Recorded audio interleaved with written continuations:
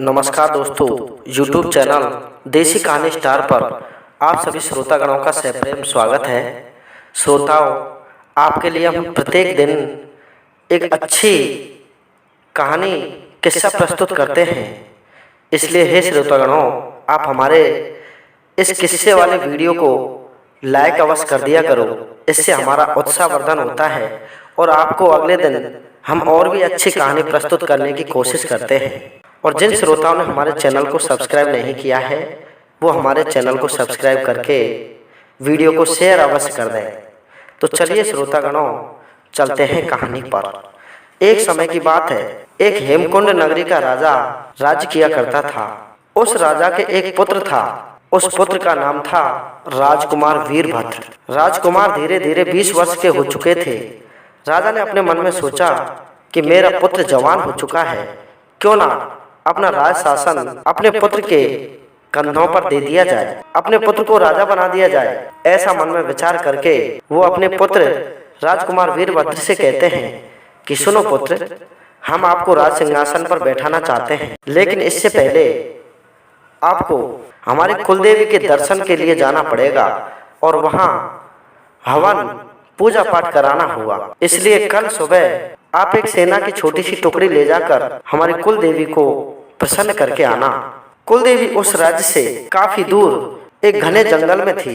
कुल देवी का मंदिर चारों तरफ से घनेरे पहाड़ों और घनेरे पेड़ पौधों से ढका हुआ था।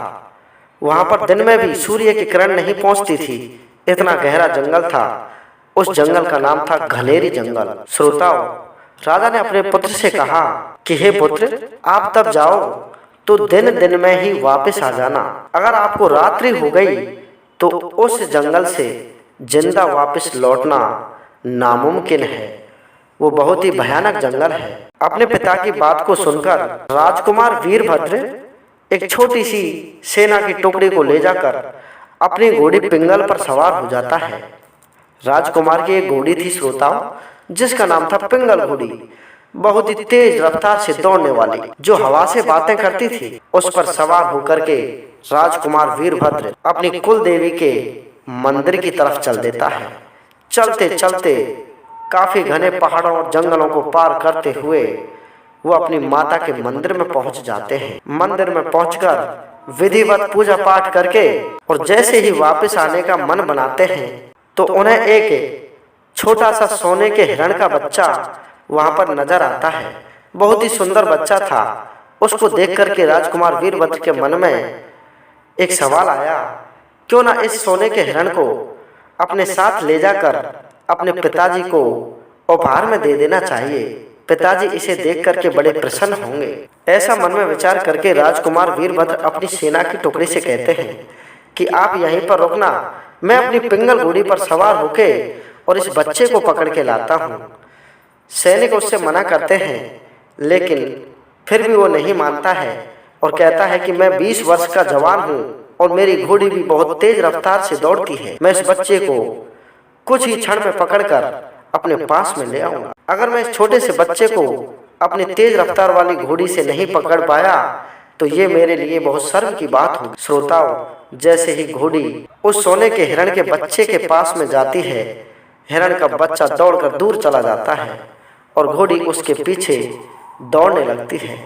दौड़ते दौड़ते राजकुमार वीरभद्र को शाम का वक्त हो जाता है और धीरे धीरे अंधेरा होने लगता है। जैसे ही अंधेरा हुआ, हिरण का बच्चा उस जंगल में गायब हो जाता है। अब तो श्रोताओं, वीरभद्र को अपने पिता की बातें याद आती हैं कि इस जंगल में अगर आपको रात्रि हो जाए तो यहाँ से जीवित आना नामुमकिन है। अब तो राजकुमार को मौत का भय सताने लगता है। लेकिन श्रोताओं, वही होता है जो भगवान अपनी किस्मत में लिख देता है। राजकुमार वीरभद्र अपनी घोड़ी को एक बहुत बड़े दरख्त के नीचे बांध देता है और उसी दरख्त के नीचे बैठकर रात गुजारने का मन बना लेता है। धीरे धीरे रात्रि और गहरी हो जाती है और रात्रि के 12 बज जाते हैं तो श्रोताओं, उस राजकुमार को एक मशाल नजर आती है जो दीपक की तरह जलती आती है। वो दूर से ही आती हुई दिखाई देती है। राजकुमार सोचने लगा कि इस मशाल को जला करके कौन आ रहा है, या तो कोई डाकुओं की फौज है जो मेरे पास में आकर मुझे लूट सकती है। मेरे पास में सोने के और माणिक मोतियों के कुंडल हैं, इनको ये अवश्य मेरे से छीन लेंगे। ऐसा मन में विचार करके राजकुमार अपने सभी सोने के आभूषणों को उतार कर और छुपा लेते हैं और मन में विचार करने लगते हैं, जो भी मेरे पास में आएगा उसको राजकुमार नहीं बताऊंगा, बल्कि एक साधारण आदमी बताऊंगा, जिससे कोई मुझे लूटेगा नहीं और कोई मुझे मारेगा नहीं। अगर कोई लुटेरे हुए तो मैं अकेला हूँ, मैं इनसे जीत भी नहीं पाऊंगा। ऐसा मन में विचार करके वो सारे आभूषण छुपा लेता है तो देखता है कि वो मसाल वाला जो आदमी था उसके पास में आकर कहने लगता है कि भाई कौन हो और आप इस वृक्ष के नीचे क्यों बैठे हो। राजकुमार कहने लगा, मैं एक साधारण व्यक्ति हूँ और यहाँ पर किसी काम से आया था। मुझे रात हो गई, मैं रास्ता भटक गया, इसलिए यहाँ पर बैठ गया हूँ। सुबह होते ही मैं हेमकुंड की तरफ चला जाऊंगा।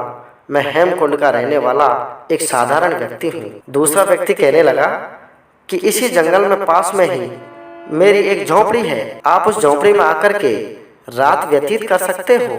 राजकुमार उस व्यक्ति की बातों में आ जाता है और उसके साथ में उस झोपड़ी में चला जाता है।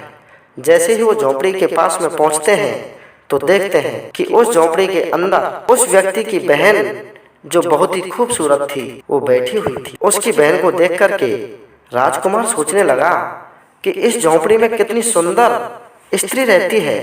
ऐसी सुंदर स्त्री तो मैंने मेरे जीवन काल में कभी नहीं देखी। इसको तो हमारे महलों में होना चाहिए था, ये यहाँ पर क्या कर रही है। ऐसा मन में विचार करता है। तभी उस लड़की का भाई कहने लगता है कि सुनो बहन, मेरे साथ में एक परदेसी आया है, आज रात्रि को हमारी झोपड़ी में ही रुकेगा और इसके लिए भोजन बना दो। पता नहीं बेचारे ने कब से भोजन नहीं खाया है। उस लड़की ने अपने भाई की आज्ञा को मानते हुए उस राजकुमार के लिए बहुत अच्छा भोजन पकाया। जैसे ही उसने भोजन ग्रहण किया तो मन में सोचने लगा कि मैंने मेरे राज्य में कभी भी ऐसा भोजन नहीं किया। 3600 प्रकार के पकवान बनते हैं, लेकिन इनकी चटनी रोटी के सामने सब कुछ व्यर्थ है। इनमें इतना स्वाद है कि कभी ऐसा स्वाद मैंने जीवन में नहीं चखा। तो आगे क्या हुआ श्रोताओं, ध्यान रखने की बात है। खाना खाकर राजकुमार सो जाते हैं क्योंकि वो सारे दिन के थके हुए थे। जैसे ही सुबह होता है, राजकुमार की आंखें खुलती है तो राजकुमार ने देखा कि उसके साथ में जो व्यक्ति आया था वो तो उसी झोपड़ी में है, लेकिन वो लड़की नहीं है। तुरंत उसने उस व्यक्ति से पूछा कि भाई आपकी बहन जो रात में झोपड़ी में खाना बना रही थी वो अभी कहाँ चली गई। वो व्यक्ति कहने लगा कि भैया, मेरी बहन नदी के किनारे पर स्नान करने के लिए गई हुई है। वो भगवान शिव शंकर की पूजा पाठ करती है। स्नान आदि कार्य से निवृत्त होकर वो जल्दी ही वापस आ जाएगी। राजकुमार मन में सोचने लगा कि उसके एक बार दर्शन हो जाए तो मेरा जीवन धन्य हो जाएगा।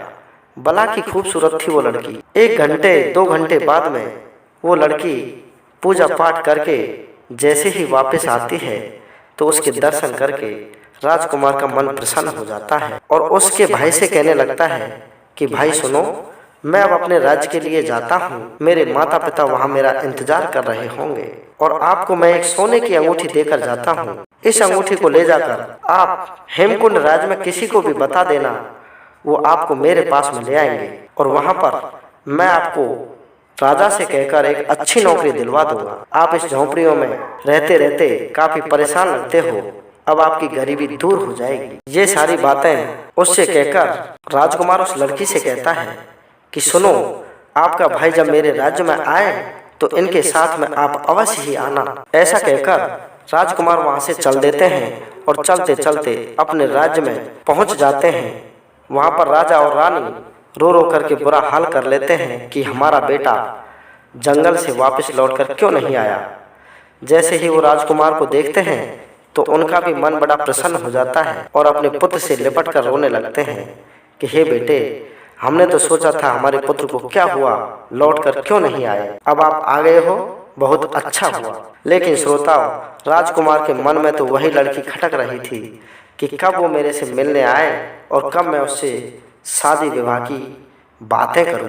1 दिन बीता, 2 दिन बीते, इंतजार ही इंतजार में 1 महीने का समय व्यतीत हो गया, लेकिन ना तो वो लड़का आया ना उसकी बहन आई, कोई भी उसके पास में नहीं आया। उधर क्या होता है श्रोताओं, जो वो लड़की थी उसका नाम था मालावती। मालावती का भाई कहने लगता है कि सुनो मालावती, मैं उस परदेसी के पास में जा रहा हूँ जो हमारे पास झोंपड़ी में रुका था।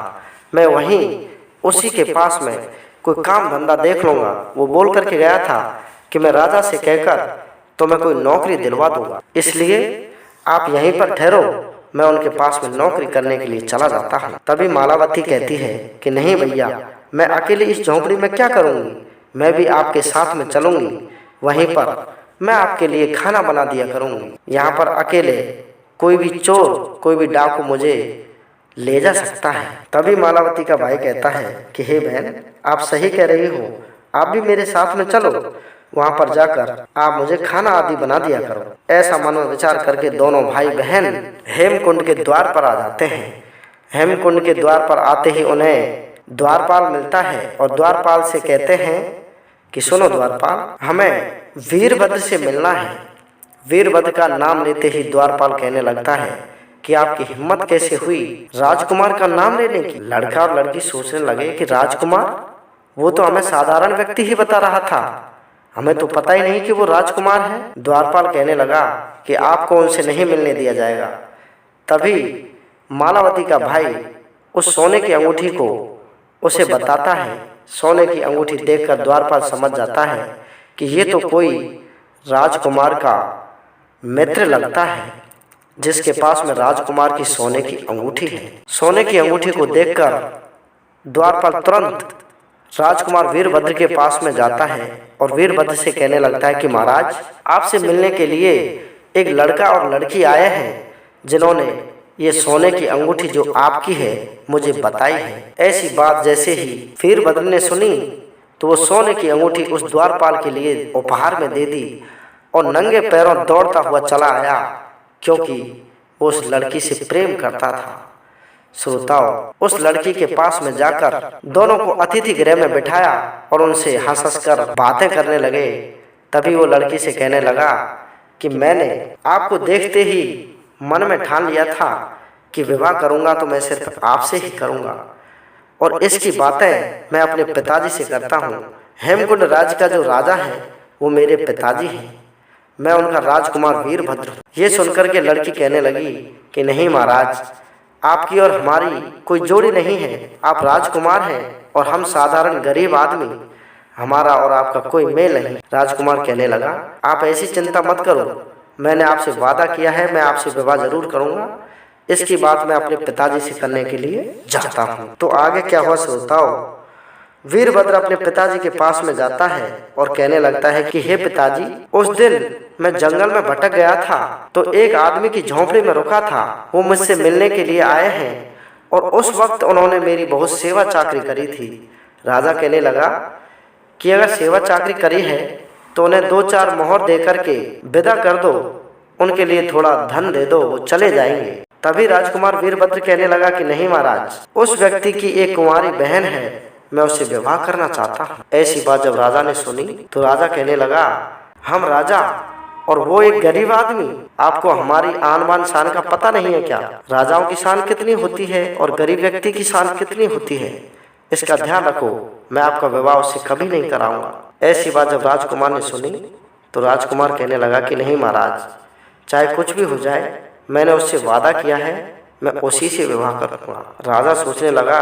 ऐसा कहकर के राजकुमार वीरभद्र वहां से दूर चला जाता है। तभी राजा सोचने लगा कि मेरा बेटा बहुत हठी है, वो मानेगा नहीं, क्यों ना इन दोनों को ही मरवा दिया जाए। ऐसा मनोविचार करके राजा जल्लाद को बुलाते हैं। जल्लाद को आते हुए देखकर राजकुमार सोचने लगा कि रात के समय में ये जल्लाद हमारे राजा के पास में क्यों जा रहा है, क्यों ना इसे छुप कर के देखना चाहिए। राजा ने जल्लाद को मंत्रणा कक्ष में बुलाया और मंत्रणा कक्ष के बाहर राजकुमार छुपकर उन दोनों की बातें सुनने लगा। राजा जल्लाद से कहने लगा कि हमारे अतिथि गृह में 2 व्यक्ति आए हैं, एक लड़का है, एक लड़की है, उन दोनों को मारना है। यदि उन दोनों को आपने नहीं मारा तो मैं आपको मार दूंगा। ये बात जब राजकुमार वीरभद्र ने सुनी तो दौड़ा हुआ अतिथि गृह की तरफ आया और कहने लगा कि आप यहाँ से मेरे साथ चलो, लड़का लड़की कहने लगे कि भाई बात क्या है। बोला बात तो मैं आपको पीछे बताऊंगा, पहले यहाँ से आप भाग जाओ। राजकुमार ने गुप्त सुरंग का रास्ता खोला और गुप्त सुरंग के रास्ते में 2 घोड़े बंधे हुए थे। घोड़ों को लेकर के राजकुमार वीरभद्र अपने साथ में उस लड़की और लड़की के भाई को बिठाकर उस सुरंग के रास्ते से बाहर ले जाता है और एक घनेरे जंगल में पहुंच जाता है। और उसी जंगल में घनेरे जंगल में जाकर देखता है कि एक गुफा के अंदर से 2 आवाजें आ रही थी। एक आवाज तो रोने की और एक आवाज हंसने की। उन दोनों आवाजों को देख करके राजकुमार वीरभद्र चकित रह गया कि भाई इस गुफा के अंदर क्या है कि एक आवाज तो रोने की आ रही है और एक आवाज हंसने की। कोई ना कोई गड़बड़ है। मालावती और उसका भाई और राजकुमार वीरभद्र तीनों उस आवाज को सुन करके डर जाते हैं। इधर क्या होता है श्रोताओं, जैसे ही वो जल्लाद उन दोनों को मारने के लिए अतिथि गृह में पहुंचा तो वहां पर उन्हें कोई नहीं मिला। ये सूचना उसने राजा को दी तो राजा तुरंत उसके साथ में दौड़ता हुआ आया। देखा कि वहां पर ना तो राजकुमार है और ना वो दोनों अतिथि। तीनों को गायब देख करके राजा अपने घोड़े पर सवार होकर उसी सुरंग से उनके पीछे पीछे दौड़ता है। जैसे ही राजा उन तीनों का पीछा करते हुए उसी जंगल में पहुंच जाता जहां पर वो आवाजें आ रही थी।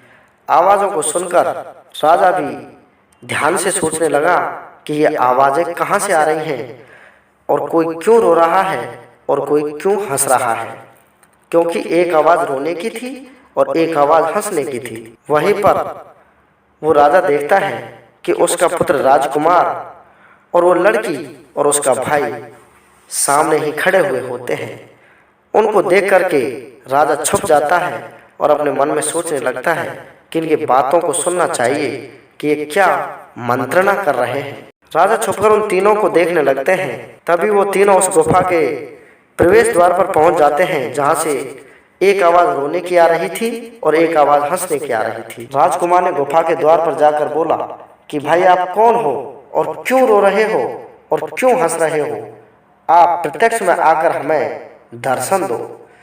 राजकुमार की आवाज को सुन करके 2 देवियां प्रकट हो जाती हैं। जो देवी हंस रही थी वो कहने लगी कि मैं अनिष्ट देवी हूँ, जो हेमकुंड राज्य है मैं इसका अनिष्ट करना चाहती हूँ।